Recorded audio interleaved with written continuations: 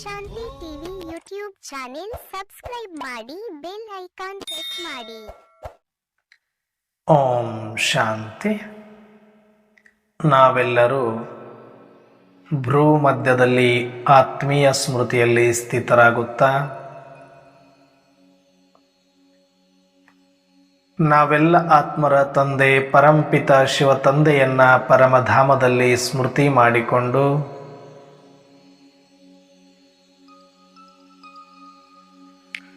ಪ್ರಜಾಪಿತ ಬ್ರಹ್ಮ ತಂದೆ,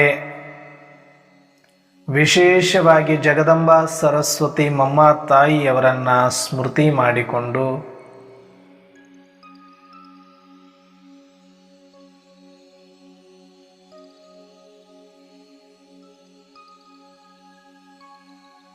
ಯಜ್ಞದ ಎಲ್ಲ ಆದಿರತ್ನರನ್ನ, ನಿಮಿತ್ತ ಶಿಕ್ಷಕಿ ಅಕ್ಕಂದಿರನ್ನ, ಸಮಸ್ತ ಈಶ್ವರಿಯ ಪರಿವಾರವನ್ನ ಸೂಕ್ಷ್ಮವಾಗಿ ಆಹ್ವಾನಿಸುತ್ತಾ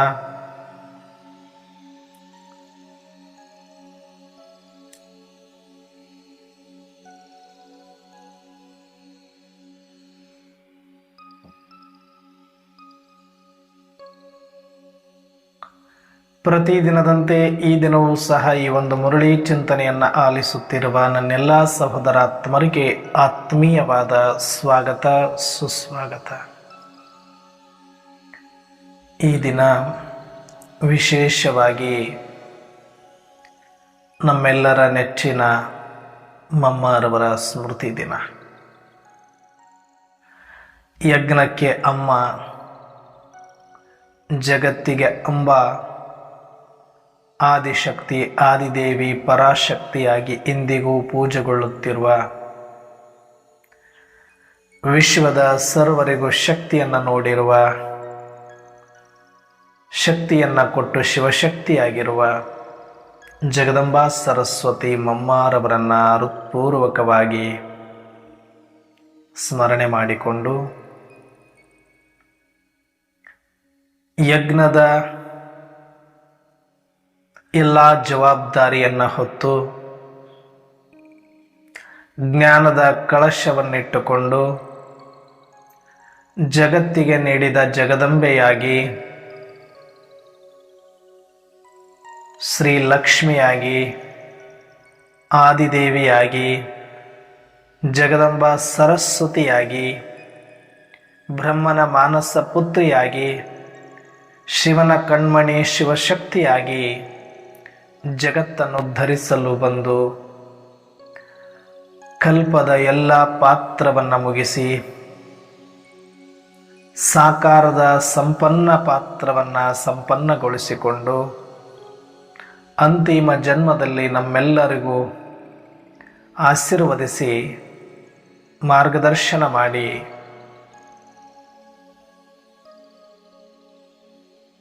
ನಮ್ಮೆಲ್ಲರಿಗೂ ಒಂದು ಆದರ್ಶ ಮೂರ್ತಿಯಾಗಿ ನಿಂತಿದ್ದಾರೆ ಮಮ್ಮ. ಈ ದಿನ ವಿಶೇಷವಾಗಿ ಮಮ್ಮಾರವರ ಮಹಾವಾಕ್ಯಗಳನ್ನು ನಾವು ಚಿಂತನೆ ಮಾಡಿ.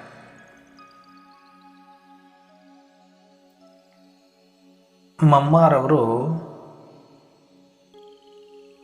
ಇಡೀ ಯಜ್ಞದಲ್ಲಿ ಒಂದು ಜ್ಞಾನ ಸೂರ್ಯನಂತೆ ಇದ್ದವರು,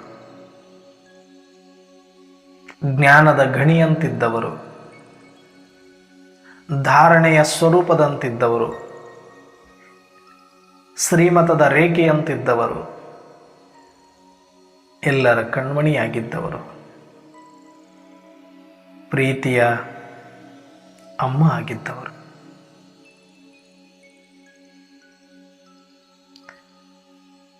ಶಿವತಂದೆ ಕೊಟ್ಟಿರುವ ಜ್ಞಾನವನ್ನ ಬ್ರಹ್ಮನ ಮೂಲಕ ಬಂದ ತಕ್ಷಣವೇ ಯಥಾರ್ಥವಾಗಿ ಕೇಳಿಸಿಕೊಂಡು ಕ್ಷಣಾರ್ಧದಲ್ಲೇ ಧಾರಣೆಯನ್ನು ಮಾಡಿಕೊಂಡಂತಹ ಶ್ರೇಷ್ಠ ಜ್ಞಾನಮಯಿ ಮಮ್ಮ.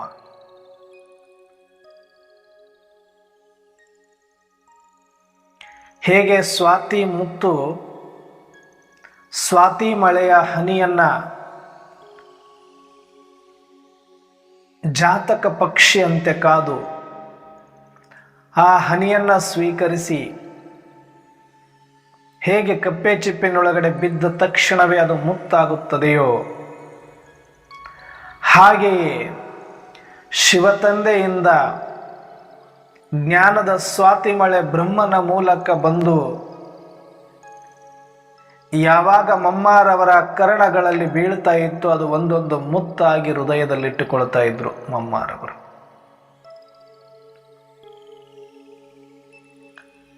ಮಮ್ಮ ಅನೇಕ ಜನ್ಮಗಳಲ್ಲಿ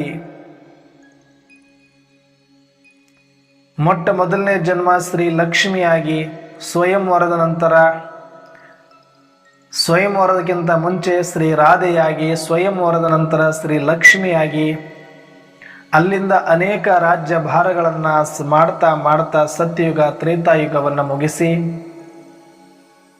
ಅನೇಕ ಜನ್ಮಗಳಲ್ಲಿ ತಮ್ಮ ಆದರ್ಶವನ್ನು ಜಗತ್ತಿಗೆ ಕೊಟ್ಟು ಮಹತ್ ಕಾರ್ಯಗಳನ್ನು, ಜಗದುಪಕಾರದ ಕಾರ್ಯಗಳನ್ನು ಮಾಡಿ ಗುಪ್ತವಾಗಿದ್ದುಕೊಂಡು ಸರಸ್ವತಿ ನದಿಯಾಗಿ ಹರಿದು ಅಂತಿಮ ಜನ್ಮದಲ್ಲಿ ನಮ್ಮೆಲ್ಲರ ಮುಂದೆ ಸಾಕಾರದಲ್ಲಿ ಬಂದು ನಮಗೆ ಜ್ಞಾನದ ದಾಹವನ್ನು ಇಂಗಿಸಿದ್ದಾರೆ. ಮಮ್ಮಾರವರಲ್ಲಿ ವಿಶೇಷವಾಗಿ ನಾವು ಗಮನಿಸೋದೇನು ಅಂತಂದರೆ, ಮಮ್ಮ ಬರೀ ಎಮೋಷನಲ್ ಆಗಿ ಇರಲಿಲ್ಲ. ಭಗವಂತ ಮತ್ತು ಭಕ್ತನ ಸಂಬಂಧ ಯಾವುದರಿಂದ ಬೆಸೆದಿರುತ್ತೆ ಭಕ್ತಿ ಮಾರ್ಗದಲ್ಲಿ ಅಂದರೆ ಒಂದು ಭಾವನೆಗಳಿಂದ ಬೆಸೆದಿರುತ್ತೆ. ಅದಕ್ಕೆ ಅದನ್ನು ಭಕ್ತಿ ಮಾರ್ಗ ಅಂತ ಕರೀತಾರೆ. ಅದರಲ್ಲಿ ಶಿವ ಮತ್ತು ಶಕ್ತಿ, ಮಮ್ಮ ಮತ್ತು ಶಿವನ ನಡುವಿನ ಸಂಬಂಧ ಹೇಗಿತ್ತು ಅಂತಂದರೆ ಜ್ಞಾನಯುಕ್ತವಾದ ಸಂಬಂಧ, ಯಥಾರ್ಥವಾದ ಸಂಬಂಧ, ತಿಳುವಳಿಕೆಯ ಸಂಬಂಧ, ಸತ್ಯ ಸಂಬಂಧವಾಗಿತ್ತು. ಇಲ್ಲಿ ಭಾವನೆಗಳಿಗಿಂತ ಪ್ರಧಾನವಾಗಿ ಜ್ಞಾನವನ್ನೇ ಮಮ್ಮಾರವರು ಇಟ್ಟುಕೊಂಡಿದ್ರು. ಜ್ಞಾನದ ಯಥಾರ್ಥ ಸಂಬಂಧದಲ್ಲಿ ಅವರು ಬಂದಿರೋದ್ರಿಂದ ಬೇಗನೆ ಸಂಪನ್ನ ಆದರು. ಹಾಗಾಗಿ ಈಗ ನಾವೆಲ್ಲರೂ ಕೂಡ ಮಮ್ಮಾರವರನ್ನು ಅನುಸರಿಸುವುದೇನು ಅಂದರೆ, ಬರೀ ಭಾವನಾತ್ಮಕವಾಗಿದ್ದರೆ ಇಲ್ಲಿ ಕೆಲಸ ಆಗುವುದಿಲ್ಲ. ಅದೆಲ್ಲ ಮುಗಿದಾಯಿತು. ಭಗವಂತನನ್ನು ನಂಬುವುದವರೆಲ್ಲ ಆಸ್ತಿಕರಾಗಿದ್ದು, ಆ ಆಸ್ತಿಕತೆಯಲ್ಲಿ ಅನೇಕ ಭಾವನೆಗಳು ಉಳ್ಳವರಾಗಿದ್ದು, ಆ ಭಾವನೆಗೆ ತಕ್ಕಂತೆ ಅನೇಕ ರೀತಿಯ ವ್ರತ, ನಿಯಮ, ಜಪ, ತಪ ಎಲ್ಲವನ್ನ ಅನುಷ್ಠಾನ ಅಳವಡಿಸಿಕೊಂಡು ಭಜನಾ ಕೀರ್ತನ ಮಹಿಮೆಯನ್ನ ಮಾಡಿಕೊಂಡು ಬಂದಿದ್ದೇವೆ. ಭಕ್ತಿ ಮಾರ್ಗ ಅಂದ್ರೇ ಅಲ್ಲಿ ಭಾವನೆಗಳಿಗೆ ಪ್ರಧಾನತೆ. ಆದರೆ ಸ್ವಯಂ ಪರಮಾತ್ಮ ಜ್ಞಾನಸಾಗರ ನಿರಾಕಾರನಾಗಿದ್ದರೂ ಸಹ ಪ್ರಜಾಪಿತ ಬ್ರಹ್ಮರವರ ಸಾಕಾರ ಶರೀರವನ್ನು ಮಾಧ್ಯಮ ಮಾಡಿಕೊಂಡು ಅವತರಣೆಯಾಗಿ ನಮ್ಮೆಲ್ಲರಿಗೆ ಜ್ಞಾನವನ್ನು ಬೋಧಿಸಿದ ನಂತರ ಭಾವನೆಗಳಿಂದ ಸತ್ತು ಸತ್ಯ ಜ್ಞಾನದ ಬೆಳಕಿನಲ್ಲಿ ಬದುಕನ್ನು ಕಟ್ಟಿಕೊಂಡವರು ನಾವು. ಹಾಗಾಗಿ ನಮಗೆ ಜ್ಞಾನ ಮಾರ್ಗದವರು ಅಂತ ಕರೀತಾರೆ. ಜ್ಞಾನ ಮಾರ್ಗದವರು ಅಂದರೆ ಇಲ್ಲಿ ಯಾವುದೇ ಒಂದು ರೀತಿಯ ಭಾವನಾತ್ಮಕವಾದ ಎಮೋಷನಲ್ ಆಗಿರ್ತಕ್ಕಂಥ ಗೇಮ್ ಇಲ್ಲಿ ನಡೆಯುವುದಿಲ್ಲ. ಯಥಾರ್ಥವಾದಂಥ ಸತ್ಯದ ಆಟ ಇಲ್ಲಿ. ನಾವು ಬರೀ ಜ್ಞಾನ ಮಾರ್ಗ ಅಂತ ಹೇಳಿಕೊಂಡು ಭಾವನೆಗಳಲ್ಲೇ ಮುಳುಗಿದ್ವಿ. ಇಲ್ಲಿ ಸ್ವಲ್ಪ ಟೈಮ್ ಹಿಡಿತದೆ, ಯಾಕಂದ್ರೆ ಭಾವನೆಗಳು ವರ್ಕೌಟ್ ಆಗೋದಿಲ್ಲ. ಈಗ ಅದು ಕಾಲ ಮುಗೀತು, ಅದರ ಪಿರಿಯಡ್ ಅಲ್ಲ. ಈಗ ಹೇಳ್ತಾರಲ್ಲ,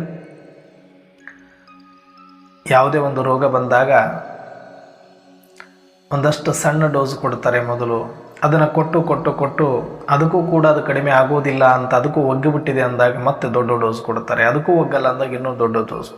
ಹಾಗೆ ಈಗ ಭಕ್ತಿಯ ಡೋಸ್ ನಡೆಯೋದಿಲ್ಲ, ಏನಿದ್ರು ಜ್ಞಾನ ಅಷ್ಟೇ.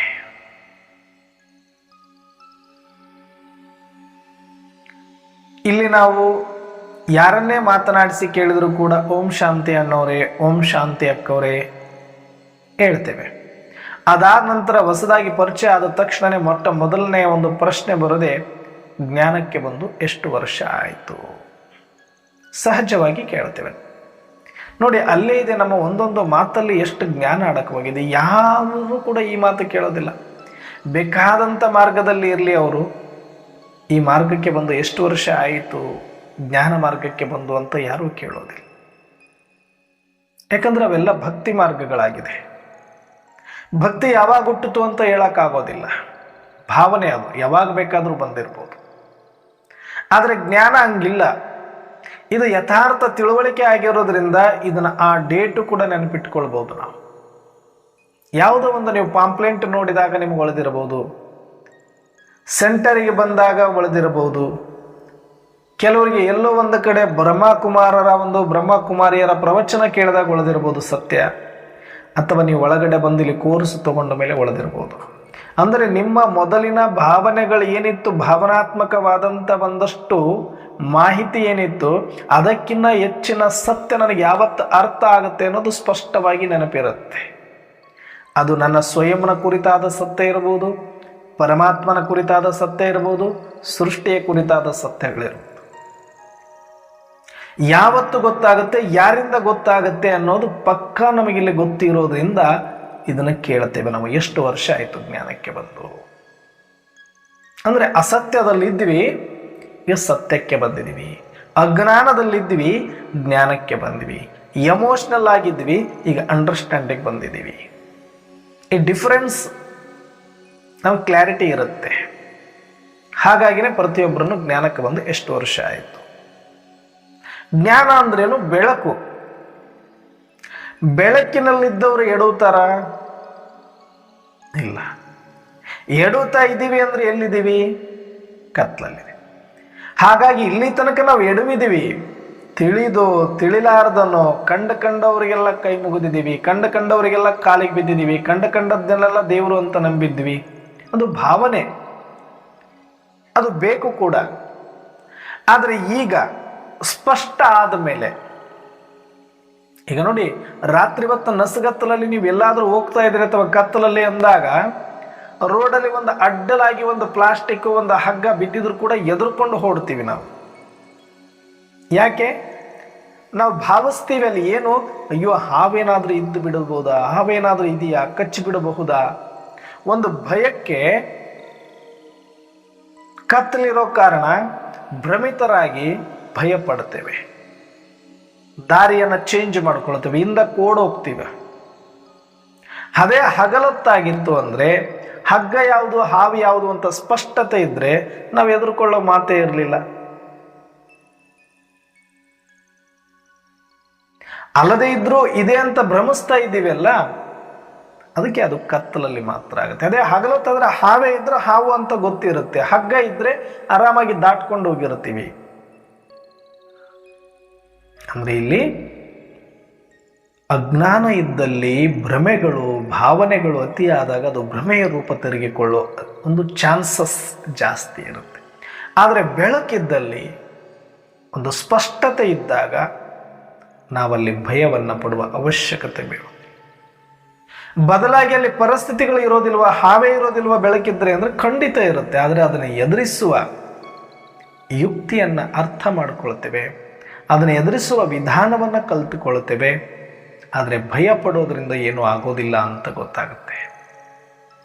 ಹಾಗೆ ನಮಗೆ ಜ್ಞಾನ ಸಿಗುವುದಕ್ಕಿಂತ ಮುಂಚೆ ಮತ್ತು ಜ್ಞಾನ ಸಿಕ್ಕ ಮೇಲೆ ನನ್ನ ಶರೀರ ಏನು ಬದಲಾಗಿಲ್ಲ, 2 ಕೊಂಬೇನು ಬಂದಿಲ್ಲ. ನಮ್ಮ ಸಂಬಂಧಗಳೇನು ಇದ್ದಕ್ಕಿದ್ದಂಗೆ 100 ಇದ್ದುದು 500 ಆಗಲಿಲ್ಲ. ಆತ್ಮೀಯವಾಗಿ ಪರಿವಾರ ಜಾಸ್ತಿ ಆಗಿರ್ಬೋದು, ರಕ್ತ ಸಂಬಂಧಗಳು ಇರ್ತಾ ಇದೆ. ನಮ್ಮ ಸಂಪಾದನೆಯನ್ನು 1 ಕೋಟಿಗಟ್ಟಲೆ ಆಗ್ಬಿಟ್ಟಿಲ್ಲ. 1000 ರೂಪಾಯಿ ಬ್ಯಾಂಕಲ್ಲಿ ಇದ್ದಿದ್ದೇನೋ 1 ಕೋಟಿ ರೂಪಾಯಿ ಆಗಲಿಲ್ಲ ನಾವು ಜ್ಞಾನಕ್ಕೆ ಬಂದಿದ್ದೀವಿ ಅಂತ. ಅಥವಾ ನಮ್ಮ ಸಾಲಗಳೆಲ್ಲ ನಾವು ಜ್ಞಾನಕ್ಕೆ ಬಂದಿದ್ದೀವಿ ಅಂತ ಏನು ಮುಟ್ಟುಬಿಟ್ಟಿಲ್ಲ. ಪರಿಸ್ಥಿತಿಗಳೇನು ನಮಗೆ ಬರೋದು ನಿಂತಿಲ್ಲ. As it is same picture ಅದೇ ಇದೆ, ಓಡ್ತಾ ಇದೆ, ಅದೇ ಪಿಕ್ಚರ್ ರನ್ನಿಂಗಲ್ಲಿದ್ದೀವಿ. ಕತ್ತಲಿತ್ತು, ಇವಾಗ ಬೆಳಕಿದೆ. ಅಜ್ಞಾನದಲ್ಲಿದ್ದೀವಿ, ಜ್ಞಾನದಲ್ಲಿದ್ದೀವಿ ಅಂದ್ರೆ ಕತ್ತಲಲ್ಲಿ ಜೀವನ ಮಾಡ್ತಾ ಇದ್ದೀವಿ, ಈಗ ಬೆಳಕಲ್ಲಿ ಜೀವನ ಮಾಡ್ತಾ ಇದ್ದೀವಿ. ಆಸ್ ಇಟ್ ಈಸ್ ಅದೇ ಶರೀರ, ಅದೇ ಸಂಬಂಧ, ಅದೇ ಉದ್ಯೋಗ, ಅದೇ ವ್ಯಾಪಾರ, ಅದೇ ಸಂಪಾದನೆ, ಅದೇ ಶೋಲ, ಅದೇ ಸಾಲ, ಅದೇ ಪರಿಸ್ಥಿತಿಗಳು, ಏನು ವ್ಯತ್ಯಾಸ ಇಲ್ಲ. ಆದರೆ ವ್ಯತ್ಯಾಸ ಆಗಿರೋದು ಎಲ್ಲಿ ಅಂದರೆ ಅವುಗಳನ್ನು ನೋಡುವ ದೃಷ್ಟಿಯಲ್ಲಿ ವ್ಯತ್ಯಾಸ ಆಗಿದೆ ನನಗೆ. ಅವುಗಳನ್ನು ಸ್ವೀಕರಿಸುವ ರೀತಿಯಲ್ಲಿ ವ್ಯತ್ಯಾಸ ಆಗಿದೆ. ಅವುಗಳನ್ನು ಎದುರಿಸುವ ವಿಧಾನಗಳಲ್ಲಿ ವ್ಯತ್ಯಾಸ ಆಗಿದೆ. ಈ ವ್ಯತ್ಯಾಸ ಆಗಬೇಕಾಗಿರೋದು, ಪರಿಸ್ಥಿತಿಗಳೆಲ್ಲ ಬದಲಾಗಬೇಕಾಗಿರೋದು ಸ್ವಸ್ಥಿತಿ. ಬಹಳ ಜನ ಎಲ್ಲಿ ಬೇಜಾರು ಮಾಡ್ಕೊಳ್ತಾರೆ ಜ್ಞಾನಕ್ಕೆ ಬಂದ ಮೇಲೆ ಅಂತಂದ್ರೆ, ಅಯ್ಯೋ ನಾನು ಜ್ಞಾನ ಮಾರ್ಗದಲ್ಲಿದ್ದೀನಿ, ಬಾಬಾರವ್ರ ಮನೇಲಿ ಹೋಗಿ ಅಷ್ಟೆಲ್ಲ ಸೇವೆ ಮಾಡ್ತಾ ಇದ್ದೀನಿ, ಶ್ರೀಮತದಂತೆ ನಡೀತಾ ಇದ್ದೀನಿ, ನನಗಿದೆಲ್ಲ ಯಾಕೆ ಬರಬೇಕಾಗಿದ್ರೆ, ನನಗಿಷ್ಟೆಲ್ಲ ಪರಿಸ್ಥಿತಿಗಳು ಯಾಕೆ, ನನಗೆ ಯಾಕೆ ಅವಮಾನ, ನನಗೆ ಯಾಕೆ ನಷ್ಟ. ಅರೆ, ಹಳೆ ಪಿಕ್ಚರೇ ಓಡ್ತಾ ಇರೋದು, ಪಿಕ್ಚರ್ ಚೇಂಜ್ ಆಗಲ್ಲ. ನಾವು ಹಿಂದೇನು ಆ್ಯಕ್ಟ್ ಮಾಡಿದೀವಿ ಆ ಸಂಸ್ಕಾರದಲ್ಲಿ ಬಂದಿದೆ ಅದು ಪಾತ್ರ, ಅದೇ ಪಾತ್ರ ಓಡ್ತಾ ಇರೋದು ರನ್ನಿಂಗಲ್ಲಿದೆ. ಅದು ಚೇಂಜ್ ಆಗಲ್ಲ ಜ್ಞಾನದಿಂದ. ನೀನ್ ಚೇಂಜ್ ಆಗ್ಬೇಕು. ನಿನ್ನ ದೃಷ್ಟಿ, ನಿನ್ನ ಸ್ಥಿತಿ, ನಿನ್ನ ಸಂಕಲ್ಪ, ನಿನ್ನ ಕರ್ಮ, ನಿನ್ನ ಮಾತು, ನಿನ್ನ ನಡತೆ, ನಿನ್ನ ವ್ಯವಹಾರ, ನಿನ್ನ ಆಚಾರ, ನಿನ್ನ ವಿಚಾರ, ಇವು ಬದಲಾಗ್ತವೆ ಜ್ಞಾನ ಬಂದರೆ ಹೊರತಾಗಿ ಶರೀರ, ಸಂಬಂಧ, ಸಂಪತ್ತು, ವ್ಯವಹಾರ ಏನೆಲ್ಲ ಪರಿಸ್ಥಿತಿಗಳು ಅವು ಯಾವು ಅಲ್ಲ. ಮೊದಲೂ ಪರಿಸ್ಥಿತಿಗಳಿತ್ತು, ಈಗ ಪರಿಸ್ಥಿತಿ. ಹೇಗೆ ನೋಡ್ತಾ ಇದ್ದೀನಿ, ಮೊದಲು ಅಷ್ಟೊಂದು ಎದುರುಕೊಳ್ತಿದ್ದೆ, ಒಂದು ಸಣ್ಣ ಪರಿಸ್ಥಿತಿ ಬಂದರೂ, ಈಗ ಬೇಕಾದಂಥ ಪರಿಸ್ಥಿತಿ ಬಂದರೂ ಕೂಡ ಡ್ರಾಮಾ ಪಾಠ ಪಕ್ಕ ಆಗಿರೋದ್ರಿಂದ I am actor, soul separate, role separate ಅನ್ನೋದು ಗೊತ್ತಾಗಿರೋದ್ರಿಂದ ನಾನು ಸಾಕ್ಷಿಯಾಗಿ ಸ್ವೀಕಾರ ಮಾಡ್ತಾ ಇದ್ದೀನಿ, ಸಮಾಧಾನವಾಗಿ ಸ್ವೀಕಾರ ಮಾಡ್ತಾ ಇದ್ದೀನಿ, ಶಕ್ತಿಯುತವಾಗಿ ಆಹ್ವಾನ ಮಾಡ್ತಾ ಇದ್ದೀನಿ, ಸ್ವಸ್ಥಿತಿ ಅಚಲವಾಗಿ ಇಟ್ಟುಕೊಂಡಿದ್ದೀನಿ, ಸಂಕಲ್ಪಗಳು ಶ್ರೇಷ್ಠವಾಗಿ ಇಟ್ಟುಕೊಂಡಿದ್ದೀನಿ, ವ್ಯವಹಾರಗಳು ಪರಿಶುದ್ಧವಾಗಿ ಇಟ್ಟುಕೊಂಡಿದ್ದೀನಿ. ಇದು ನನಗೆ ಗೊತ್ತಿರಬೇಕು. ಒಳಗಡೆ ಚೇಂಜ್ ಆಗುತ್ತೆ ಹೊರತಾಗಿ ಹೊರಗಡೆ ಅಲ್ಲ. ಜ್ಞಾನದ ಕೆಲಸ ಒಳಗಡೆ ಚೇಂಜ್ ಮಾಡೋದೇ ಹೊರತಾಗಿ ಹೊರಗಡೆ ಅಲ್ಲ. ಬೀಜ ಸಂಸ್ಕಾರವನ್ನು ಚೇಂಜ್ ಮಾಡುತ್ತೆ ಜ್ಞಾನ. ನಮ್ಮ ಮಾನಸಿಕ ಸ್ಥಿತಿಯನ್ನು ಚೇಂಜ್ ಮಾಡುತ್ತೆ ಜ್ಞಾನ. ನಮ್ಮ ಆಂತರ್ಯ ಆತ್ಮವಿಶ್ವಾಸವನ್ನು ಕೊಡುತ್ತೆ ಜ್ಞಾನ. ಹೊರಗಿನ ಪಾತ್ರವನ್ನು ಪರಿವರ್ತನೆ ಮಾಡುತ್ತೆ.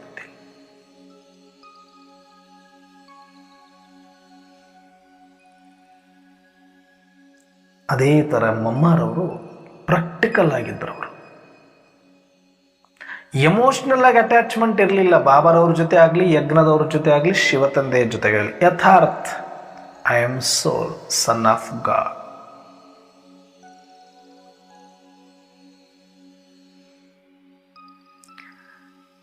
ಫಸ್ಟ್ ಆರಂಭದಲ್ಲಿದ್ದು ನಾನೊಂದು ಆತ್ಮ, ಪರಮಾತ್ಮನ ಮಗು. ಆ ಒಂದು ಪ್ಯೂರ್ ಕನೆಕ್ಷನ್ ಇತ್ತು ಶಿವತಂದೆಯ ಜೊತೆಗೆ.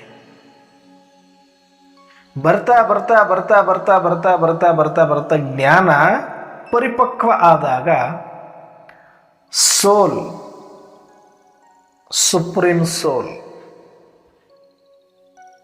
ಆ ಸುಪ್ರೀಂ ಅನ್ನೋದು ಪಾರ್ಟ್. ಸೋಲ್ ಸೋಲ್ ಸೋಲ್ ಸೋಲ್ ಅಷ್ಟೆ. ಇವತ್ತಿನ ಮುರಳಿಯಲ್ಲೂ ಕೂಡ ಮಮ್ಮಾರವರು ಅದೇ ಬಾಬಾರವರ ವಿಚಾರವಾಗಿಯೇ ಹೇಳಿದ್ದಾರೆ. ಬಾಬಾ ಹೇಳ್ತಾರೆ, ಮಗು ಮೇ ಬಿ ಡ್ರಾಮಾ ಮೇ ಬಂದಾ ಹೂಂ, ಮೇ ಬಿ ಎಕ್ಟ್ ಪಾರ್ಟ್ದಾರಿ ಹೂಂ. ನಾನೂ ಒಬ್ಬ ಪಾತ್ರಧಾರಿ ಮಗು. ಜಗತ್ತೇನು ನನ್ನನ್ನು ಭಗವಂತ ಅಂತ ಕರೆದು ಬಿಟ್ಟಿದೆ, ಸೃಷ್ಟಿಕರ್ತ ಅಂತ ಕರೆದಿದೆ, ರಚಯಿತ ಅಂತ ಕರೆದಿದೆ, ದೊಡ್ಡ ದೊಡ್ಡ ಪದಗಳಲ್ಲಿ ನನ್ನನ್ನು ಕರೆದು ಬಿಟ್ಟಿದ್ದಾರೆ. ಭಾವನಾತ್ಮಕವಾಗಿ ನನ್ನ ಮೇಲೆ ವಿಶೇಷವಾದ ಅಭಿಮಾನ ಇಟ್ಕೊಂಡಿದ್ದಾರೆ. ಅದಕ್ಕೆ ಕಾರಣನೂ ಇದೆ. ಏನು ಅಂದರೆ, ನಂದು ಒಂದು ಪಾತ್ರ ಇದೆ ಈ ಜಗತ್ತಲ್ಲಿ. ನೀವೆಲ್ಲರೂ ಹೋಗಿ ಆಟ ಆಡೋರು, ಆಟದಲ್ಲಿ ಮಗ್ನ ಆಗೋದು, ಅಂತಿಮದಲ್ಲಿ ನಾನು ಬಂದು ಆಟವನ್ನು ಬಿಡಿಸಿ, ಸ್ವಚ್ಛ ಮಾಡಿಸಿ, ಸ್ನಾನ ಮಾಡಿಸಿ ಮನೆಗೆ ಕರ್ಕೊಂಡು ಬರೋದು ನನ್ನ ಕೆಲಸ.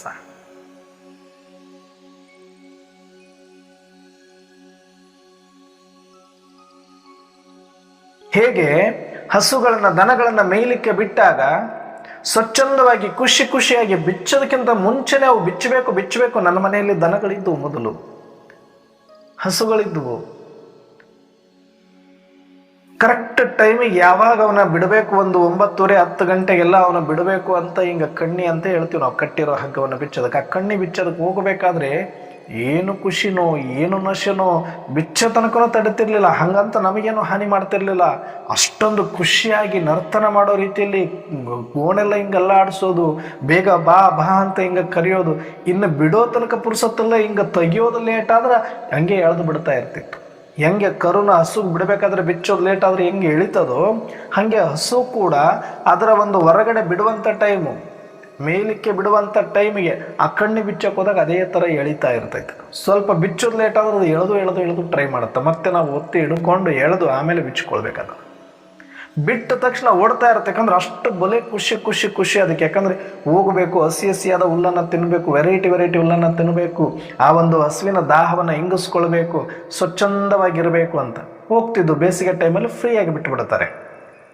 ಸುಗ್ಗಿ ಕಾಲದಲ್ಲಿ ಅವನು ಕಾಯೋಕ್ಕೊಬ್ರು ಹೋಗ್ತಾ ಇರ್ತಾರೆ, ಬೇಸಿಗೆ ಟೈಮಲ್ಲಿ ಫ್ರೀಯಾಗಿ ಬಿಟ್ಟಿರ್ತಾರೆ. ಎಲ್ಲರ ಹೊಲಗಳು ಕೂಡ ಫ್ರೀ ಇರೋದ್ರಿಂದ ಹೋಗಿ ಒಯ್ಬೇಕಾದ್ರೆ ಖುಷಿಯಾಗಿ ಹೋಗಿರ್ತವೆ. ಮೇಯ್ಕೊಂಡು ಹೋಗ್ತವೆ. ಅದರಲ್ಲಿ ಯಾರೋ ಆದ್ರೆ ಎಮ್ಮೆಗಳ ಸವಾಸ ಮಾಡಿದ್ವು ಅಂದರೆ ಎಮ್ಮೆಗಳಿಗೆ ಏನಂದ್ರೆ ನೀರು ಇರಬೇಕು, ಕೆಸರು ಇರಬೇಕು. ಮೇವು ಕಡಿಮೆ ಇದ್ರೂ ಪರವಾಗಿಲ್ಲ. ಅದಕ್ಕೆ ಹೋಗಿ ನೀರಲ್ಲಿ ಆ ಬಿಸಿಲಿಗೆ ತಾಪ ತಾಳಲಾರ್ದೇ ಕೆಸರಲ್ಲಿ ಮಲ್ಕೊಂಡು ಬಿಡ್ತವೆ. ಅದು ತುಂಬ ದಿನಗಳಿಂದ ನೀರು ನಿಂತು ನೀರು ಹಾವಿ ಆಗಿ ಕೇಂದ್ರದಲ್ಲಿ ಬಂದು ಅಲ್ಲಿ ಆಳವಾದಂಥ ಒಂದು ಉದುಲ ಅಂತ ಕರೀತಾರೆ. ಹಸಿಯಾಗಿರುತ್ತೆ ಜಾಸ್ತಿ. ಎಮ್ಮೆಗಳೇನು ಹೋಗಬೇಕು, ತಣ್ಣಗಾಗಬೇಕು, ಸಾಕು ಅಂತೇಳಿ ತಾಪ ತೈಲಾರ್ದೆ ಹೋಗ್ಬಿಡ್ತವೆ, ಸಿಕ್ಕಾಕೊಂಡ್ಬಿಡ್ತವೆ. ಅದರೊಳಗೆ ಪೂರ್ತಿ ಮುಳುಗೋದಿಲ್ಲ, ಒಂದಷ್ಟು ಕಾಲೆಲ್ಲ ಒಳಗಡೆ ಹೋಗ್ತವೆ. ಎದ್ದೇಳಕ್ಕಾಗಲ್ಲ, ಯಾಕಂದ್ರೆ ಅಲ್ಲಿ ಗಟ್ಟಿ ಇರೋದಿಲ್ಲ, ನೆಲ ಇಟ್ಟಂಗೆಲ್ಲ ಕೆಳಗಡೆ ಹೋಗ್ತಾ ಇರೋದು. ಎಷ್ಟೊತ್ತಲ್ಲೇ ಬಿದ್ದಿರ್ತದ, 1 ತಾಸು 2 ತಾಸು 3 ತಾಸು 6 ತಾಸು 8 ತಾಸು ನೀರಿಲ್ಲದೆ ಏನು ಮಾಡುತ್ತಲ್ಲಿ? ಅಲ್ಲೇ ನೀರಿದೆ, ಕುಡಿಯೋದು ಕಷ್ಟ, ಅದು ಕುಡಿಯೋಕ್ಕಾಗಲ್ಲ. ಒಂದು ವೇಳೆ ನೀರು ಕುಡಿತು ಅಂದರೆ ಒಂದು ದಿನ ಚೆನ್ನಾಗಿರುತ್ತೆ. ಇಲ್ಲ, ಅದು ಒಂಥರ ಬಿಸಿಲಿಗೆ ಕೆಸರೆಲ್ಲ ಮೆತ್ಕೊಂಡು ಮೈಯೆಲ್ಲ ಒಂಥರ ಆಗಿ ಒಂದು ವೇಳೆ ಅಲ್ಲೇ ಸಿಕ್ಕಾಕ್ಕೊಂಡಿದ್ರೆ ಆವಾಗ ನನ್ನ ಮಾಲೀಕ ಯಾವಾಗಾದರೂ ಬಂದನೋ, ಯಾವಾಗಾದರೂ ಇಲ್ಲಿಂದ ನನ್ನನ್ನು ಕರ್ಕೊಂಡು ಹೋದಾನೋ ಅಂತ ಅವಾಗ ಮನೆ ನೆನಪು ಮಾಡುತ್ತೆ. ಆವಾಗ ಮಾಲೀಕನ ನೆನಪು ಮಾಡುತ್ತೆ. ಚಂದ ಮೇಯುವಾಗ, ನೀರಲ್ಲಿ ಹೋಗಿ ಬೀಳುವಾಗ ಮಾಲೀಕನ ಕಬರಿರೋದಿಲ್ಲ, ಯಾರು ತಡೆಯೋದಿಲ್ಲ, ದಡ್ಡು ಹೋಗುತ್ತೆ. ಆದರೆ ಮತ್ತೆ ಮನೆಗೆ ಬರಬೇಕಾದ ಟೈಮಿಗೆ ಎಲ್ಲವೂ ಬಂದು ಇದು ಒಂದು ಬರಲಿಲ್ಲ ಅಂತಂದರೆ ಅವಾಗ ಮಾಲೀಕನಿಗೆ ಗೊತ್ತಾಗುತ್ತೆ, ಎಲ್ಲೋ ಇದು ಸಿಕ್ಕಾಕ್ಕೊಂಡಿದೆ. ಎಲ್ಲರನ್ನ ಕೇಳ್ತಾನೆ, ಯಾವ ಕಡೆ ಹೋಯ್ತು ನಮ್ಮ ದನ, ಯಾವ ಕಡೆ ಹೋಗ್ತಾವ ನಮ್ಮ ದನ ಅಂತಂದ್ರೆ, ನೋಡು ನೀವು ಇವತ್ತಿಲ್ಲಿ ನಿಂತಿದ್ದು, ಇಂಥವ್ರ ಹಸುಗಳ ಜೊತೆ ನಿಂತಿದ್ದು, ಆ ಒಂದು ಹಳ್ಳದ ಹತ್ರ ಇತ್ತು, ಈ ಒಂದು ಗುಡ್ಡದ ಹತ್ರ ಇತ್ತು ಅಂತ ಯಾರ್ಯಾರು ಎಲ್ಲೆಲ್ಲಿ ಏನೇನು ಸುಮ್ಮನೆ ಅವ್ರು ನೋಡಿ ಹೇಳ್ತಾರೋ, ನೋಡದೆ ಹೇಳ್ತಾರೋ, ಹೇಳ್ಬಿಡ್ತಾರೆ. ಅವ್ರು ಹೇಳೋದಲ್ಲೆಲ್ಲ ತಿರುಗಾಡಬೇಕು ಪರಾಟಿ. ಕೆಲವು ಸಲ ಒಂದೊಂದು ದಿನ 2 ದಿನ ನೀವು ನಂಬುತ್ತೀರೋ ಇಲ್ಲ, ವಾರ ಆದರೂ ಮನೆಗೆ ಬಂದಿಲ್ಲ. ಹುಡುಕಿ ಪಕ್ಕದೂರಿಗೆಲ್ಲ ಹುಡುಕಿ ಬಂದಿರ್ತೀವಿ. ಆಮೇಲೆ ಒಂದಿನ ತಾವೇ ಬರ್ತವೆ. ಇಲ್ಲ ಮತ್ತೆ ಯಾರೋ ಹೇಳ್ತಾರೆ, ಇಂಥಲ್ಲಿ ಇದಾವೆ ನೋಡು ಹೋಗ್ರಿ ಅಂತ. 3 ದಿನ 4 ದಿನ ಇದ್ದಾವೆ, ಒಂದೊಂದು ವಾರಗಟ್ಟಲೆ ಇದ್ದಾವೆ. ತಪ್ಪಿಸ್ಕೊಂಡು ಹೋಗ್ಬಿಟ್ಟಿರ್ತವೆ ಹಿಂಗೆ ಮಲ್ಕೊಂಡು. ಅವಾಗ ಇವ್ರು ಕರ್ಕೊಂಡು ಹೋಗಿ ಅದು ಸಿಕ್ಕಾಕೊಂಡಾಗ ಮತ್ತೆ ಇನ್ನೊಂದು ಯಾರೋ ಇಬ್ಬರನ್ನ ಕರೆದು ಅದರ ಮೇಲೆ ಕೆತ್ತಿ ಆಮೇಲೆ ಮನೆಗೆ ಹೊಡ್ಕೊಂಡು ಬರ್ಬೇಕಾದ್ರೆ, ಮನೆಗೆ ಬಂದು ಹಂಗೆ ಮನೆಗೆ ಕರ್ಕೊಳಕ್ಕಾಗಲ್ಲ, ಕೆಸರಲ್ಲಿ ಮುಳುಗೋಗಿರ್ತೈತೆ. ಅಲ್ಲೇ ಒಂದು ಹಳ್ಳ ಇದ್ರೆ ಮತ್ತೆ ಸ್ವಚ್ಛ ತೊಳ್ಕೊಂಡು ಅದಕ್ಕೊಂದಷ್ಟು ಮತ್ತೆ ಮೇವು ತಿನ್ನಿಸ್ಕೊಂಡು ಆಮೇಲೆ ಮನೆಗೆ ಕರ್ಕೊಂಡು ಬರಬೇಕು.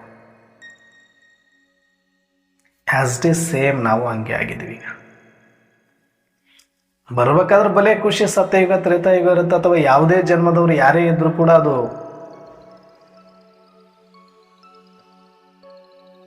ಇದ್ದೇ ಇರುತ್ತೆ. ಖುಷಿ ಇರುತ್ತೆ ಬರಬೇಕಾದ್ರೆ. ಬಂದಾಗ ಆಟ ಆಡೋದು ಚೆನ್ನಾಗಿರುತ್ತೆ ಒಂದಷ್ಟು ಜನ್ಮಗಳ ಕಾಲ. ಅಂತಿಮದಲ್ಲಿ ಸ್ವಲ್ಪ ದುಃಖ ಬಂದು ಈಗ ಸಿಕ್ಕಾಕೊಂಡ್ಬಿಟ್ಟಿದ್ದೀವಿ. ಯಾವಾಗ ಈ ಶರೀರದಲ್ಲಿ ನಾವು ಸಿಕ್ಕಾಕೊಂಡಿದ್ದೀವಿ ಅಂತ ಅನ್ಸಕ್ಕೆ ಸ್ಟಾರ್ಟ್ ಆಗುತ್ತೋ, ಈ ಸಂಸಾರದಲ್ಲಿ ಸಿಕ್ಕಾಕೊಂಡಿದ್ದೀವಿ ಅಂತ ಅನ್ಸಕ್ಕೆ ಸ್ಟಾರ್ಟ್ ಆಗುತ್ತೋ, ಈ ಪ್ರಪಂಚದಲ್ಲಿ ಸಿಕ್ಕಾಕೊಂಡ್ಬಿಟ್ಟಿದ್ದೀವಿ ಅಂತ ಅನ್ಸಕ್ಕೆ ಸ್ಟಾರ್ಟ್ ಆಗುತ್ತೋ, ಆವಾಗ ನಮ್ಮಪ್ಪ ನೆನಪು ಬರ್ತಾನೆ, ನಮ್ಮ ಮನೆ ನೆನಪು ಬರುತ್ತೆ. ನನ್ನ ಕರ್ಕೊಂಡು ಹೋಗಿರೋರು ಅವರಲ್ಲ, ಪ್ರತಿ ಸಲ ಬಂದು ನಾನು ಸಿಕ್ಕಾಕೊಂಡಾಗ. ಹಾಗಾಗಿ ಆತ ನನ್ನ ಮರೆಯಲ್ಲ, ನಾವು ಅಪ್ಪ ಅಪ್ಪ ಅಪ್ಪ. ಅದಕ್ಕೆ ಪರಮಾತ್ಮ ಹೇಳ್ತಾರ, ನೋಡಪ್ಪ ನನಗಷ್ಟೆಲ್ಲ ಯಾಕೆ ಮಹಿಮೆ ಮಾಡಿದ್ದಾರೆ? ಮುಕ್ತಿದಾತ, ಜೀವನ್ಮುಕ್ತಿದಾತ, ದಯಾಸಾಗರ, ಕರುಣಾಸಾಗರ, ಪ್ರೇಮಸಾಗರ, ಏನೆಲ್ಲ ಹೆಸರುಗಳಿದೆ ನಿಜ ನನಗೆ. ಆದರೆ ಅವೆಲ್ಲವೂ ಕರ್ತವ್ಯ ವಾಚಕಗಳು, ನಾನು ಮಾಡಿರುವ ಪಾತ್ರದ ಹೆಸರುಗಳಷ್ಟೆ.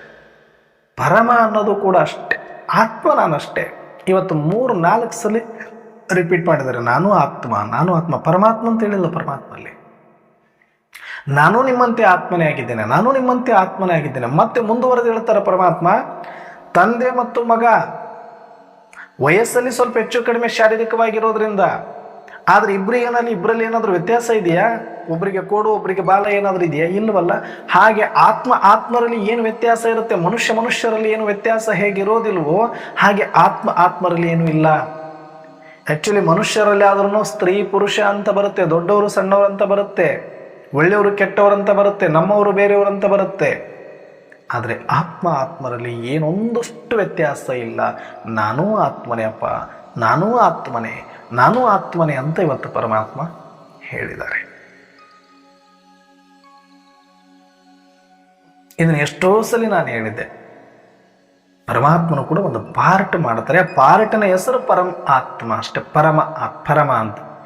ದಿವ್ಯ ಪಾರ್ಟ್ ಮಾಡುವಂಥವ್ರನ್ನ ದೇವಾತ್ಮರಂತೀವಿ, ಧರ್ಮ ಪಾರ್ಟ್ ಮಾಡೋರನ್ನ ಧರ್ಮಾತ್ಮರಂತೀವಿ, ಮಹಾನ್ ಪಾರ್ಟ್ ಮಾಡೋರನ್ನ ಮಹಾತ್ಮರಂತೀವಿ, ಪುಣ್ಯ ಪಾತ್ರ ಮಾಡೋರನ್ನ ಪುಣ್ಯಾತ್ಮರಂತೀವಿ, ಪಾಪ ಪಾತ್ರ ಮಾಡೋರನ್ನ ಪಾಪಾತ್ಮರಂತೀವಿ.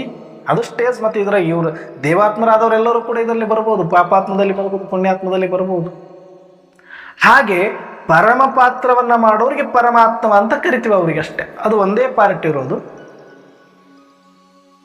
ಆ ಹೆಸರು ಪರಮ ಅಂದ್ರೆ ಏನೋ ಶ್ರೇಷ್ಠ ಪಾತ್ರ. ಎಲ್ಲ ಆತ್ಮರಿಗಿಂತ, ದೇವಾತ್ಮರಿಗಿಂತ, ಧರ್ಮಾತ್ಮರಿಗಿಂತ, ಮಹಾತ್ಮರಿಗಿಂತ, ಪುಣ್ಯಾತ್ಮರಿಗಿಂತ ಶ್ರೇಷ್ಠ ಪಾತ್ರ. ಶ್ರೇಷ್ಠ ಅಂದ್ರೇನು? ಪರಂ. ಅದಕ್ಕೆ ಆ ಶ್ರೇಷ್ಠ ಪಾತ್ರ ಇರುವಂತ ಮಾಡುವಂತ ಆತ್ಮಕ್ಕೆ ಪರಂ ಆತ್ಮ ಅಂತ ಬಿಟ್ರೆ, ಆತ್ಮ ಆಸ್ ಇಟ್ ಈಸ್ ಸೇಮ್. ದೇವ ಆತ್ಮ ಇದು ಆತ್ಮನು, ಪುಣ್ಯ ಆತ್ಮನು, ಪಾಪ್ ಆತ್ಮನು, ಪರಂ ಆತ್ಮನೇ. ಆತ್ಮದಲ್ಲಿ ಯಾವುದೇ ವ್ಯತ್ಯಾಸ ಇಲ್ಲ ಅಂತ ಕರೆಕ್ಟ್ ಆಗಿ ಕ್ಲಾರಿಟಿ ಕೊಡ್ತಾ ಇದ್ದಾರೆ ಬಾಬಾರವರು. ಆತ್ಮರಲ್ಲಿ ಏನೋ ವ್ಯತ್ಯಾಸ ಇಲ್ಲ. ನಾನು ನಿರಾಕಾರಿ, ನೀವು ನಿರಾಕಾರಿ. ನಾನು ಪರಮಧಾಮ ನಿವಾಸಿ, ನೀವು ಪರಮಧಾಮ ನಿವಾಸಿ. ನೀವು ಪಾತ್ರ ಮಾಡ್ಲಿಕ್ಕೆ ಬರ್ತೀರಿ, ನಾನು ಪಾತ್ರ ಮಾಡ್ಲಿಕ್ಕೆ ಬರಲೇಬೇಕು. ಆದರೆ ನಂದು ಪರಂ ಪಾತ್ರ ಏನು ಟ್ವಿಸ್ಟ್ ಇದೆ ಸ್ವಲ್ಪ ಅಂದರೆ, ನೀವು ಜನನ ಮರಣ ಚಕ್ರಗಳಲ್ಲಿ ಹೋಗ್ತೀರಿ, ನಿಮ್ಮದೇ ಆದಂಥ ಒಂದು ಶರೀರ ಇರುತ್ತೆ, ನನಗೆ ಶರೀರ ಇರೋದಿಲ್ಲ.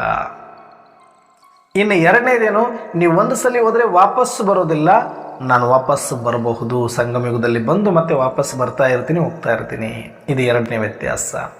ಮೂರನೇದು, ನಾನು ಸದಾ ಸ್ಮೃತಿ ಸ್ವರೂಪನಾಗಿದ್ದೇ ಪಾತ್ರ ಮಾಡ್ತೀನಿ, ನೀವು ವಿಸ್ಮೃತಿಯಲ್ಲಿದ್ದು ಪಾತ್ರ ಮಾಡ್ತೀರಿ.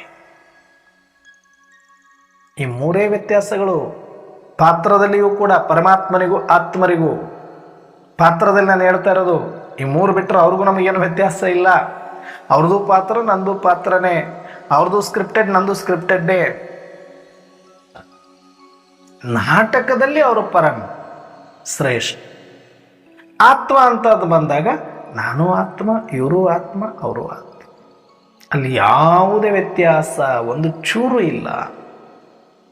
ಇದು ಯಥಾರ್ಥ ಸ್ಪಷ್ಟತೆ ಪರಮಾತ್ಮನೇ ಕೊಟ್ಟಿದ್ದಾರೆ.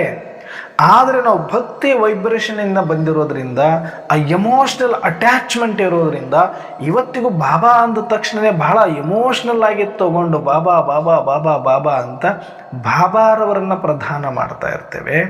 ಅಲ್ಲಿ ತನಕ ನಾವು ಭಕ್ತಿಯಲ್ಲಿ ಇರ್ತೀವಿ.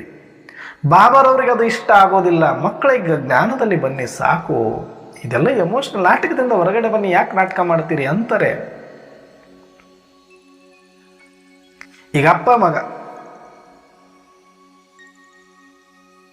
ಮಗ PSI ಇದ್ದಾನೆ, ಅಪ್ಪ ಕಾನ್ಸ್ಟೇಬಲ್ ಇದ್ದಾನೆ ಅಂತ ಇಟ್ಕೊಳ್ಳೋಣ. ಉಲ್ಟಾ ಹೇಳ್ತಾ ಇದ್ದೀನಿ ನಾನು ಸ್ವಲ್ಪ. ಮಗ ಈಗ ಓದಿಬಿಟ್ಟು ಚೆನ್ನಾಗಿ PSI ಆಗ್ಬಿಟ್ಟ. ಅಪ್ಪ ಏನಿದ್ದ ಅವಾಗಲಿದ್ದ ಕಾನ್ಸ್ಟೇಬಲ್ ಇದ್ದ, ಅದೇ ಸ್ಟೇಷನಲ್ಲಿದ್ದಾರೆ. ಮಗ ಬಂದ ತಕ್ಷಣನೇ ಅಲ್ಲಿ ಮಗ ಅಂತ ನೋಡೋದಿಲ್ಲ, ಸಲೀಟ್ ಹೊಡಿಬೇಕು. ಅಪ್ಪ ಆದರೂ ಕೂಡ ಬಾರೋ ಅಂತ ಕರೆಯೋಕ್ಕಾಗಲ್ಲ, ಅಲ್ಲಿ ಸರ್ ಅಂತ ಹೇಳ್ಬೇಕಾಗತ್ತೆ. ಯಾಕೆ? ಆ್ಯಕ್ಟಿಂಗ್ ಮಾಡಬೇಕಾಗತ್ತಲ್ಲಿ. ಆಫೀಸ್ ಅದು, ಕರ್ಮಕ್ಷೇತ್ರ ಅದು. ಮನೆಗೆ ಬಂದಾಗ ಕೂಡ ಸಲೀಟ್ ಹೊಡೆಯೋದು ಮಾಡಿದರೆ ಅಪ್ಪ, ಇಲ್ಲ ಬನ್ನಿ ಸರ್ ಅಂತ ಹೇಳಿದ್ರೆ ಚೆನ್ನಾಗಿರುತ್ತಾ? ಅಭಾಸವಾಗುತ್ತೆ ತಾನೆ. ಇವಾಗಲೂ ಪರಮಾತ್ಮ ಅದನ್ನೇ ಹೇಳ್ತಾರೆ, ಇಲ್ಲಿ ತನಕ ನೀವೆಲ್ಲ ನಾನು ಇಲ್ಲದೆ ಇದ್ದಾಗ ನೀವೇನಾದರೂ ಮಾಡ್ಕೊಳ್ರಪ್ಪ ನನ್ನ ಹೆಸರಲ್ಲಿ. ಭಜನೆ ಮಾಡಿದ್ರಿ, ಮಹಿಮೆ ಮಾಡಿದ್ರಿ, ಗುಡಿ ಕಟ್ಟಿದ್ರಿ, ಮಂಗಳಾರತಿ ಮಾಡಿದ್ರಿ, ಅಭಿಷೇಕ ಮಾಡಿದ್ರಿ, ಏನೆಲ್ಲ ಉರುಳು ಸೇವೆ, ಜಪ ತಪ ವ್ರತ, ನಾನು ಇಲ್ದಿಲ್ಲ, ನೀವೇನೋ ಮಾಡ್ಕೊಂಡೆ. ಈಗ ನಾನು ಬಂದಾಗ ಆ್ಯಕ್ಟಿಂಗಿಂದ ಹೊರಗಡೆ ಬರ್ರಿ, ಈ ಭಾವನೆಗಳನ್ನು ಬಿಡ್ರಿ. ನಾನು ನೀವು ಎಲ್ಲ ಒಂದೇ. ನೀವು ಹೇಗೆ ನಿರಾಕಾರಿ ಆತ್ಮರು, ನಾನು ನಿರಾಕಾರಿ ಆತ್ಮ, ಅಷ್ಟೇ, ವ್ಯತ್ಯಾಸ ಇಲ್ಲ. ಅರ್ಥ ಮಾಡ್ಕೊಳ್ಳಿ, ಎಮೋಷನಲ್ ಆಗಬೇಡಿ ಅಂತ ಪರಮಾತ್ಮ ಶಿವ ತಂದೆ ಹೇಳ್ತಾ ಇದ್ದಾರೆ.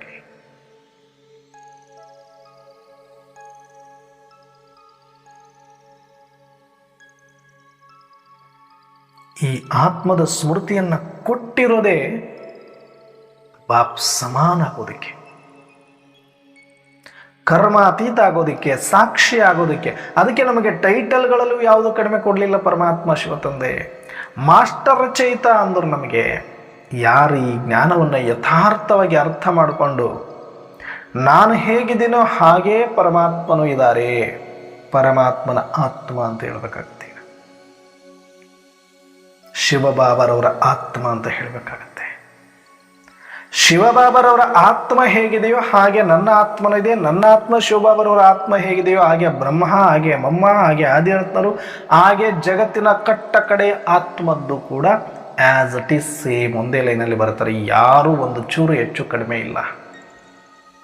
ಒಂದೇ ಸರ್ಕಲ್ ಅಂದ್ಬಿಡೋಣ, ಯಾಕಂದ್ರೆ ಒಂದೇ ಲೈನಲ್ಲಿ ಅಂದ್ರೆ ಮತ್ತೆ ಫಸ್ಟು ಸೆಕೆಂಡ್ ಥರ್ಡ್ ಅಂತ ಬರುತ್ತೆ. ಒಂದೇ ಸರ್ಕಲಲ್ಲಿ ಬರ್ತೀವಿ ನಾವೆಲ್ಲ.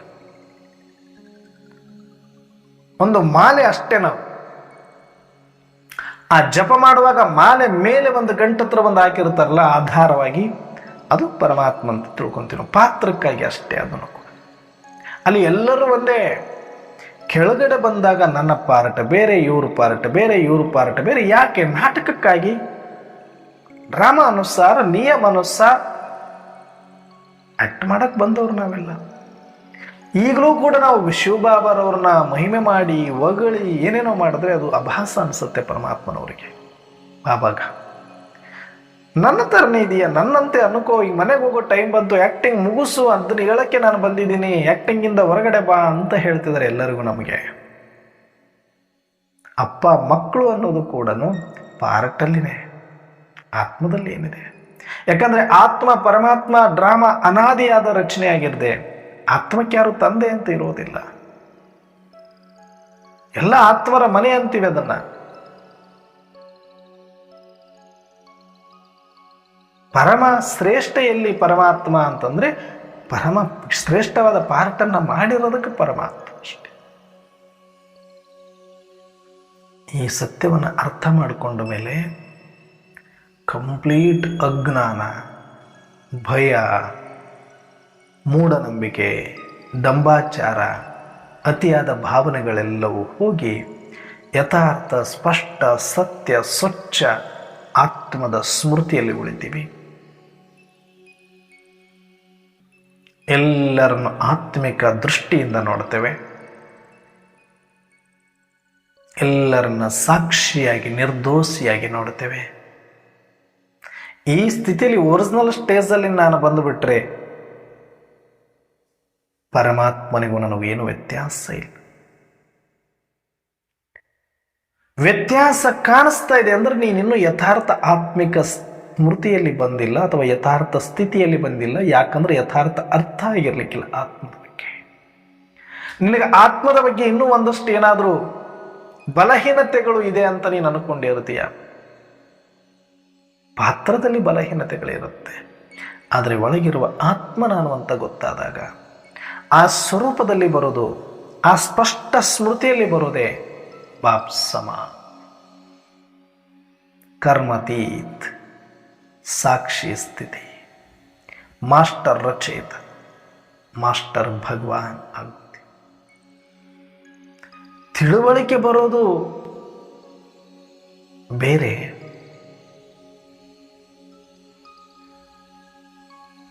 ನಾನು ಆ ಸ್ವರೂಪದಲ್ಲಿರೋದು ಬೇರೆ. ನನ್ನ ಆತ್ಮ ಪರಮಾತ್ಮ ಒಂದೇ ಇದೀವಿ ಅಂತ ತಿಳ್ಕೊಂಡು ಬಿಟ್ಟಿವಿ. ಇನ್ನೇನು ಪರಮಾತ್ಮ ನೆನಪು ಮಾಡೋ ಅವಶ್ಯಕತೆನೇ ಇಲ್ಲ. ನಾನು ಹೆಂಗ ಬೇಕಾದ್ರೂ ಮನಸ್ಸೋ ಇಚ್ಛೆ ಇದ್ದು ಬಿಡ್ತೀನಿ ಅಲ್ಲ.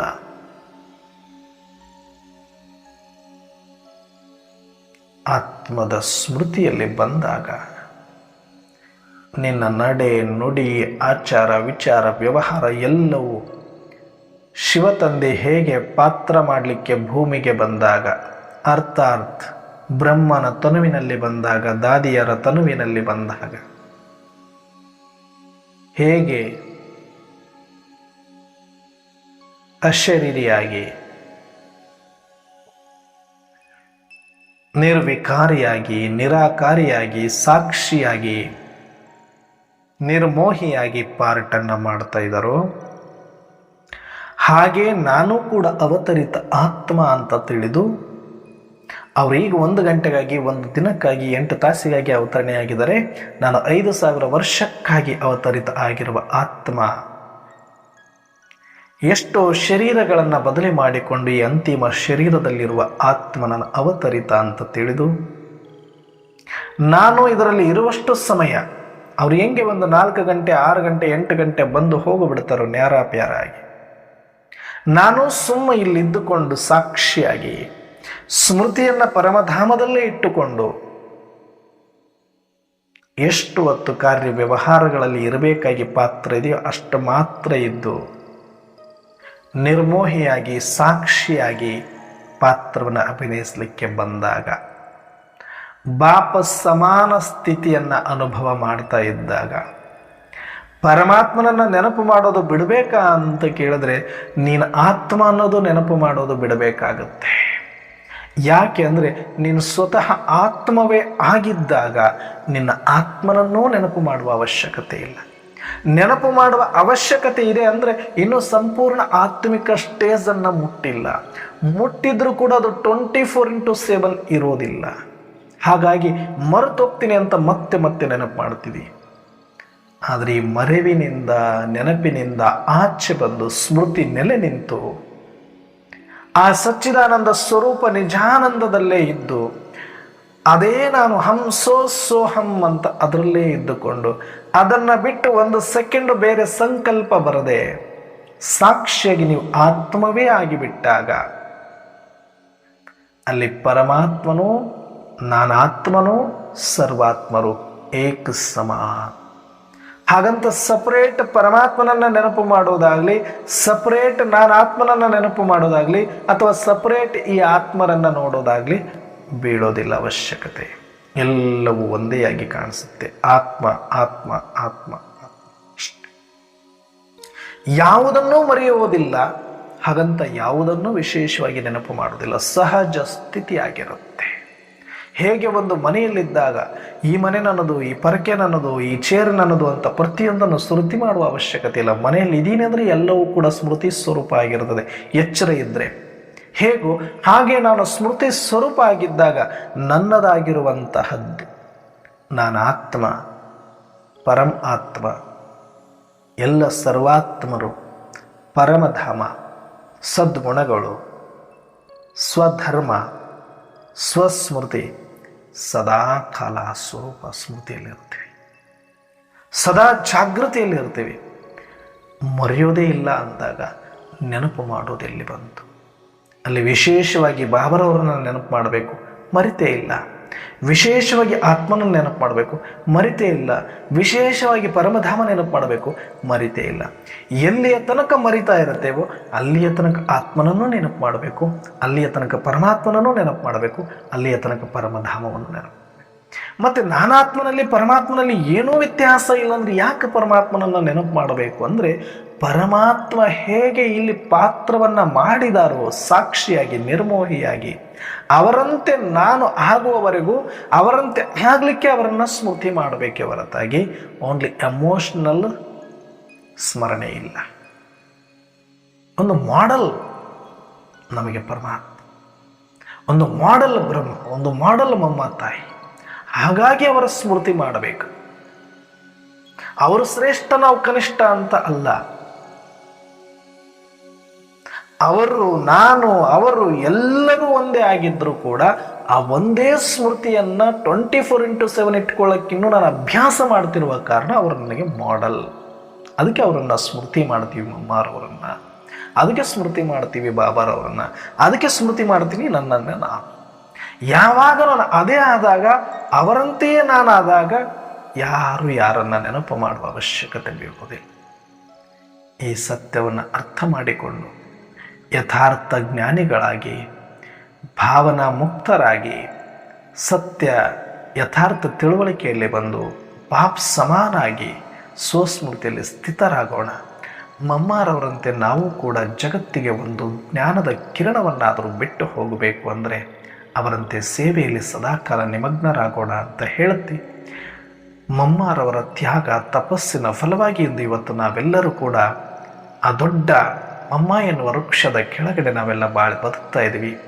ಸದಾಕಾಲ ಅವರ ಕೃಪೆ, ಅವರ ದಯೆ, ಅವರ ಶಕ್ತಿ ಈ ಸೃಷ್ಟಿಯ ಮೇಲೆ ನಮ್ಮೆಲ್ಲರ ಮೇಲೆ ಸದಾಕಾಲಕ್ಕಿರಲಿ ಅಂತ ಮಮ್ಮಾರವರಲ್ಲಿ ಪ್ರಾರ್ಥಿಸುತ್ತಾ ಅವರಿಗೆ ಕೋಟಿ ಕೋಟಿ ಧನ್ಯವಾದಗಳನ್ನು ತಿಳಿಸಿ, ಅಂಥ ಒಂದು ಅನರ್ಘ್ಯ ರತ್ನವನ್ನು ಯಜ್ಞದಲ್ಲಿ ಕೊಟ್ಟಿರೋದಕ್ಕಾಗಿ ಬ್ರಹ್ಮ ತಂದೆ ಮತ್ತು ಶಿವತಂದೆಗೆ ಕೋಟಿ ಕೋಟಿ ಧನ್ಯವಾದಗಳನ್ನು ಅರ್ಪಿಸಿ, ಅವರಿಗೆ ಸಹಯೋಗ ಕೊಟ್ಟಿರುವ ಎಲ್ಲ ಆದಿರತ್ನರಿಗೂ ಕೂಡ ಕೋಟಿ ಕೋಟಿ ಧನ್ಯವಾದಗಳನ್ನು ಅರ್ಪಿಸಿ, ಸದಾ ಮಮ್ಮ ನಮ್ಮೆಲ್ಲರ ಸ್ಮೃತಿ ಸ್ವರೂಪದಲ್ಲಿ ಸದಾಕಾಲ ಇದ್ದಾರೆ. ಸ್ಮೃತಿ ಪಟಲದಲ್ಲಿ ಅವರು ನಮ್ಮನ್ನೆಂದಿಗೂ ಕೂಡ ಅಗಲಕ್ಕೆ ಸಾಧ್ಯ ಇಲ್ಲ, ಅವರನ್ನು ಬಿಟ್ಟು ನಾವಿರಲಿಕ್ಕೂ ಸಾಧ್ಯ ಇಲ್ಲ. ಆ ರೀತಿಯಾದ ಅವಿನಾಭಾವ ಆತ್ಮೀಯ ಸಂಬಂಧವನ್ನು ಸದಾಕಾಲ ಮಮ್ಮಾರವರಲ್ಲಿ ಇಟ್ಟುಕೊಂಡು ನಾವು ಅವರಿಗೆ ಕೃತಜ್ಞರಾಗೋಣ ಅಂತ ಹೇಳ್ತಾ ಇವತ್ತಿನ ಚಿಂತನೆಯನ್ನು ಮುಕ್ತಾಯ ಮಾಡಿ. ಓಂ ಶಾಂತಿ.